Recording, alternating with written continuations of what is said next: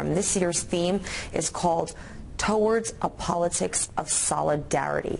Why do you think an event like this is so important? For one is I just want to pay tribute to the visionary figures behind the Left Forum who played such an important role in sustaining it. But we are now experiencing a radical democratic awakening in the American empire, in the United States, deeply affected by what's going on in Northern Africa, deeply affected by what's going on in the Middle East, and more now shaped by what is happening in Madison, Wisconsin, and Columbus, Ohio, and other capitals. So that I think we've had so much sleepwalking in the United States, where, of course, Wall Street oligarchs and corporate elites have been not just dominating, but in many ways looting billions and billions of dollars from the public funds. And based on their financial the shadow financial system, making billions and billions of dollars as poor and working people are pushed to the margins. And I think more and more working class persons who thought they had a secure existence recognize that their plight is more and more tied to the plight of poor people and tied to the plight of working poor people. So we're experiencing now the early stages of a kind of shift in perception in the United States. Dr. West, you have mentioned several times that Americans are working harder than ever before. They are earning less than ever before. And the economic disparities in this country are deepening and deepening. Absolutely. You call yourself a critical supporter of U.S. President Barack Obama. How would you assess his leadership, and particularly President Obama living up to the promises that he made when he became president? Well, I think that he has now aligned himself with forces that promote the abandonment of poor people and the neglect of working people. So I would characterize Obama as a charismatic version of American exceptionalism with a Keynesian neoliberalism at home and a liberal neoconservatism abroad, which is to say he's the friendly face of the American empire abroad. And internally, he's a centrist now leaning toward the right.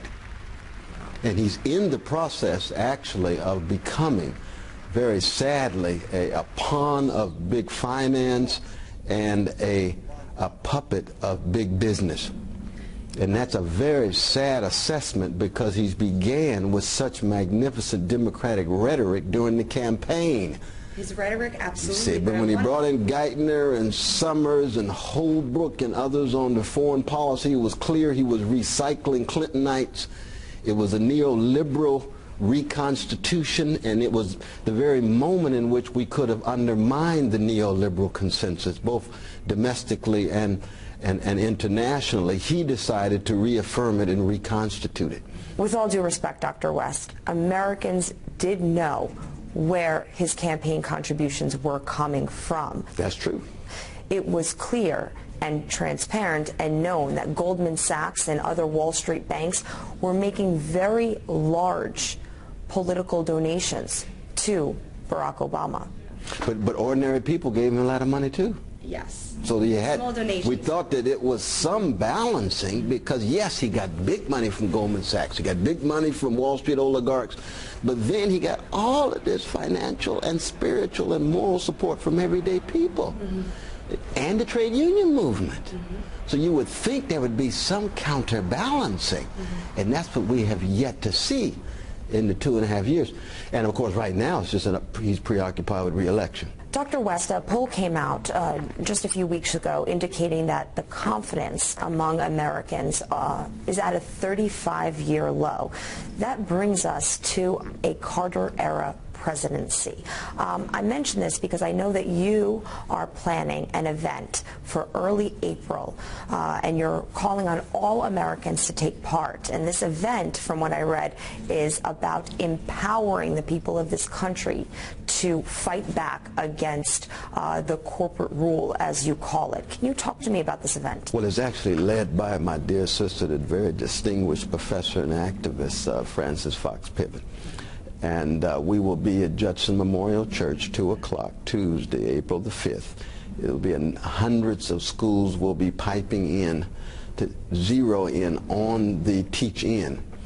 We'll have a dialogue for 2 hours or so. Then they'll have another hour and a half dialogue to focus on local issues all around the nation. And it is an attempt to reinforce this radical democratic awakening that's taking place in the United States, led very much by our brothers and sisters in Wisconsin of all colors, but also connecting it to critiques of foreign policy, connecting it to critiques of white supremacy, connecting it to critiques of male supremacy, connecting it to critiques of homophobia, connecting it to critiques of anti-Semitism and anti-Arab racism, but most importantly will be a critique of American imperial policy and American economic inequality. Do you think the growing consensus among Americans right now is that there needs to be a mobilization among the people to bring about change, and that change can't come through the leadership of one man? I think that is a fundamental message, but I mean, unfortunately, that was said in the campaign 2008. It's never about one elected official. It's really about the people organizing and mobilizing. But at the same time, we have to acknowledge that these Wall Street oligarchs and corporate elites tied to not just the financial corporate complex that we'll be talking about just tonight, but the military-industrial complex, tied to the prison-industrial complex, tied to the entertainment corporate media complex, makes it very difficult for people to believe that we can make a difference. And that's what we're here at this Left Forum, to let people know we can make a difference. We have in the past, we do now, and we will in the future.